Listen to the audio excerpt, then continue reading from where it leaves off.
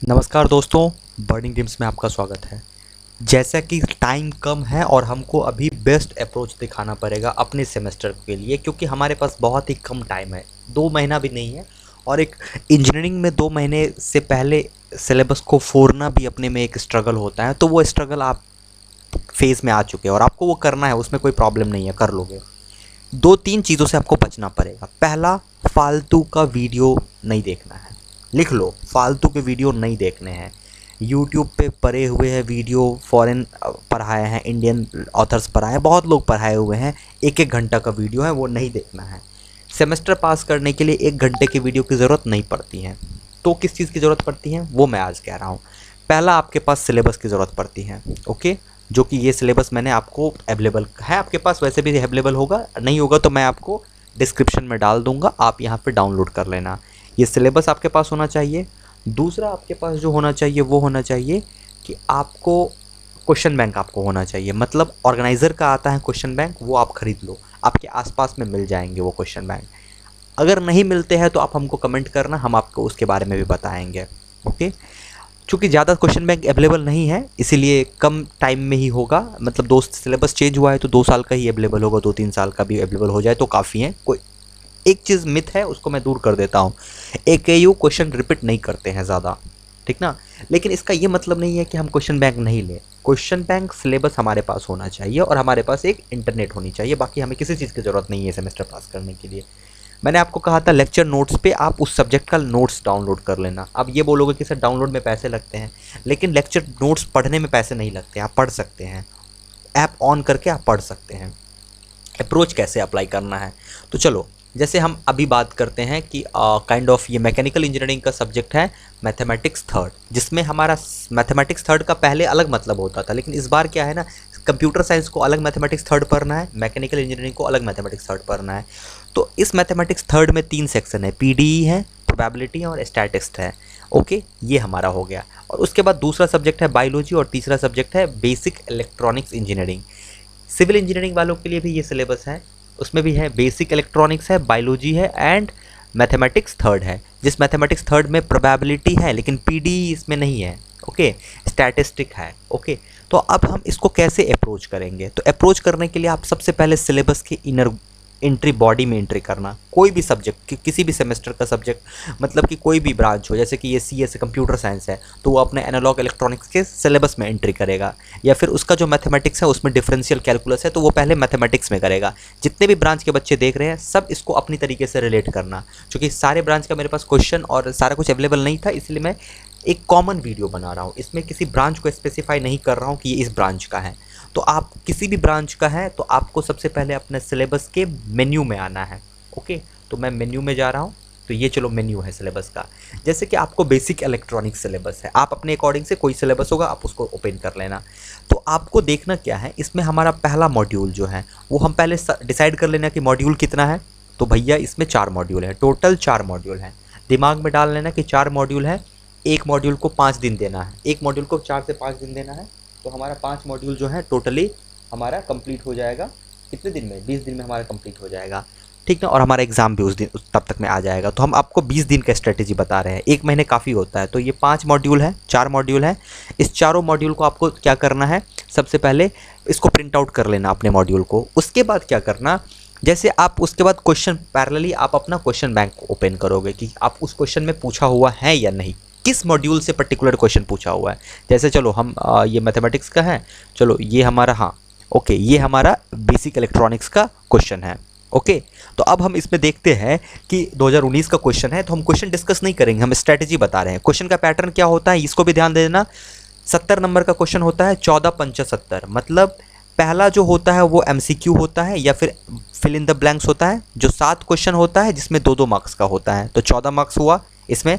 जिसका मेरे लिए मुझे सबसे मज़ा इस तरह के क्वेश्चन में आता था जिसमें लिखना पड़ता था, लाइन भी 1-2 लिखना है, कुछ भी लिख दो किसी तरीके से, व्हाट इज जनरल एप्लीकेशन लिख दो, काम चल जाएगा।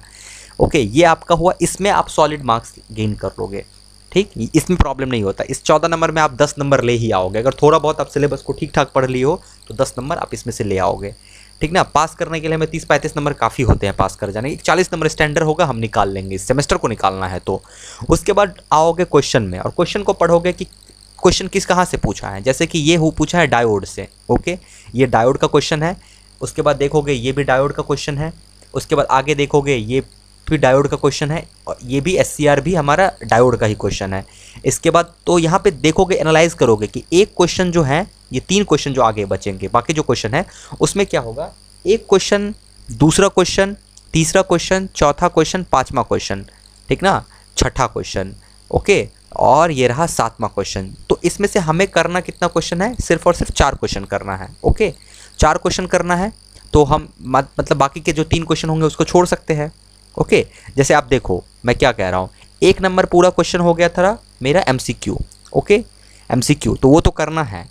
2 नंबर क्वेश्चन है, 2 नंबर क्वेश्चन बनाओ, या फिर तुम 3 नंबर क्वेश्चन बनाओ, या 4 नंबर क्वेश्चन बनाओ, 5 नंबर, 6 नंबर, 7 नंबर और 8 नंबर, इसका मतलब, और 9 नंबर, इसका मतलब टोटल 4 क्वेश्चन हुए। ओके, कितना क्वेश्चन हो गया, पहला क्वेश्चन हो गया मेरा MCQ, उसको हटा दो, उसको कॉमन है। उसके बाद 2, 3, 4, 5, 6, 7, 8, इसका मतलब टोटल हमारे पास 7 क्वेश्चन हुए, जिसमें हमें कितना क्वेश्चन बनाना है, 2 number, 3 number, 4 number, 5 number, 6 number, 7 number, 8 number, 9 number, total 8 question हुए, ठीक ना। 8 क्वेश्चन में हमें 4 क्वेश्चन बनाना है, इसका मतलब हमें 4 क्वेश्चन छोड़ना है। तो अब 4 क्वेश्चन अपने अकॉर्डिंग आप कोई भी चुन लोगे। तो इसको जब चुनने लगोगे तो एक चीज़ ध्यान देना कि वो क्या होगा, जो तुम्हारे सिलेबस हैं। ओके, जो तुम्हारे सिलेबस है, उस सिलेबस का ये जो मॉड्यूल है, 4 मॉड्यूल, इस 4 मॉड्यूल को कवर कर लेता है। तो अगर तुम 4 मॉड्यूल को थोड़ा थोड़ा करके हर मॉड्यूल को पढ़ते हो ना, तो तुम्हारा क्वेश्चन कवर हो जाएगा और तुम्हें काफ़ी खूबसूरत मार्क्स आ जाएंगे। लेकिन हर मॉड्यूल को तुम्हें कवर करना पड़ेगा, मॉड्यूल छोड़ोगे नहीं, ठीक ना, वरना क्वेश्चन वहाँ पे छोड़ना पड़ जाएगा। ओके, हर मॉड्यूल से क्वेश्चन लगभग आ ही जाते हैं। अब सवाल है कि इस मॉड्यूल को कैसे कंप्लीट करें। तो इस मॉड्यूल को कंप्लीट करने का जो सबसे बेस्ट अप्रोच मैं अपने लाइफ में किया हूँ वो मैं बता रहा हूँ। जैसे कि बायोलॉजी है, चलो अब क्या होता है कि हम दूसरे सेक्शन पे चलते हैं। ये हमारा बायोलॉजी सेक्शन है, जो बच्चों को बहुत परेशान हो रहा है कि बायोलॉजी। तो तुम क्या करते हो, बायोलॉजी का लेक्चर देख रहे हो। सबसे पहली बात समझना कि जो बायोलॉजी तुम्हें पढ़ा रहा है वो एक मेडिकल का स्टूडेंट पढ़ा है, या फिर वो एक ऐसा स्टूडेंट पढ़ा रहा है जो बायोलॉजी पढ़ा है, वो इंजीनियर नहीं पढ़ा रहा है। बट अपन इंजीनियर हैं। क्वेश्चन में ये नहीं पूछा हुआ है कि biology for everybody, biology for engineer. And हम बायोलॉजी जो पढ़ने की कोशिश करते हैं इंटरनेट पे, गूगल पे, यूट्यूब पे, वो बायोलॉजी होता है जो पढ़ाया है किसी मेडिकल के स्टूडेंट ने, या फिर कोई मेडिकल का स्टूडेंट जो है वो पढ़ाया है, हम उसको पढ़ रहे हैं। But we are engineer bro, हम अपने इंजीनियरिंग अप्रोच लगाएंगे। सेमेस्टर को पास करने का जितना भी फालतू का सब्जेक्ट होता है, बायोलॉजी एक फालतू का सब्जेक्ट है जो कि बस मुझे पढ़ने के लिए दे दिया गया है। तो हमें क्या करना है, हमें मॉड्यूल ओपन करना है। जो जो पॉइंट है इस मॉड्यूल में, जैसे जैसे जो पॉइंट है, मैं सब पॉइंट की बात करूँ, इन सारे पॉइंट को तुम पहले जो सब्जेक्ट है उस सब्जेक्ट को तुम वो करोगे, इंट्रोडक्शन तुम पढ़ लोगे। ये इंट्रोडक्शन का तुम क्या सारा कहाँ क्या होता है, ये एक एक क्वेश्चन तुम गूगल करोगे, वहाँ पे तुम्हें नोट्स मिलेगा, उसको तुम करना। क्लासिफिकेशन में तुम आओगे, क्या क्या पूछ रहा है तुम्हें, क्लासिफिकेशन ये सब तुम्हें पढ़ना है।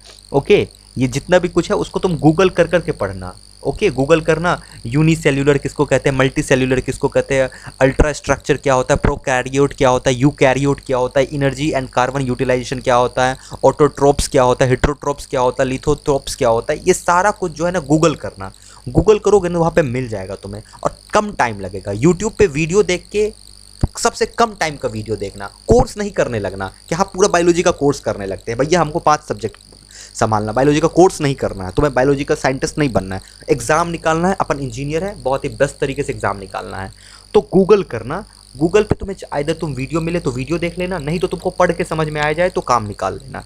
इस तरीके से तुम्हारा जेनेटिक्स है, जेनेटिक्स भी तुम एक पर्टिकुलर जेनेटिक्स का वीडियो देख लो, कम से कम टाइम का जेनेटिक्स का वीडियो देख लो जो तुम्हें ये सारा टर्म समझा दे। एक बार टर्म समझ के उसको कॉपी में नोट डाउन कर लेना, तो एग्जाम में कुछ भी पूछेगा ना, तुम यही टर्म लिख के तुम काम निकाल सकते हो, ठीक ना। वो कह रहा है कि तुम्हें आना चाहिए, ऐसा नहीं कह रहा है कि तुम बायोलॉजी बहुत अच्छा से जानो, तुम्हें आना चाहिए बायोलॉजी, ठीक ना। बायोमोलिक्यूल्स हो गया, एंजाइम्स हो गया, इन्फॉर्मेशन ट्रांसफ़र हो गया, तुम्हें ये सारा टर्म, डीएनए जेनेटिक्स क्या होता है, हायरार्की ऑफ डीएनए स्ट्रक्चर क्या होता है, गूगल करो मिलेगा, तुम कॉपी में नोट डाउन करो।